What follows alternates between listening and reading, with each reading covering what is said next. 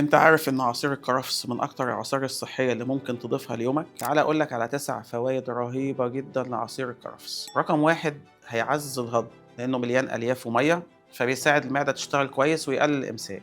نمرة 2، بيخفض ضغط الدم. الكرفس فيه مركبات اسمها فيسالدين، هي مادة طبيعية موجودة في السيقان والبذور، بتشتغل كمركب بيريح العضلات الملساء اللي حوالين الأوعية الدموية، يعني بتخلي الشرايين تتوسع شوية فتحسن تدفق الدم، وده بيساعد على خفض ضغط الدم المرتفع. نمرة 3، بيقلل الالتهابات، وده بيساعد الناس اللي عندها مشاكل زي التهابات المفاصل. رقم 4، بيقوي صحة القلب، غني بمضادات الأكسدة اللي بتحافظ على القلب والشرايين، وكمان بتقلل من أعراض الشيخوخة. 5، بيساعد في فقدان الوزن، قليل السعرات، نسبة مية عالية، فبيشبعك من غير ما يزود وزنك. نمرة 6، بيدعم الكلى لأنه مدير طبيعي للبول، فبيساعد جسمك إنه يتخلص من السموم. رقم 7، غني بالفيتامينات والمعادن، في فيتامين كي، فيتامين سي، فيتامين اي، ومعادن زي البوتاسيوم والمغنيسيوم. نمرة 8، بيقلل الكوليسترول، هو بيساعد في تخفيض الكوليسترول ال LDL أو الكوليسترول الضار،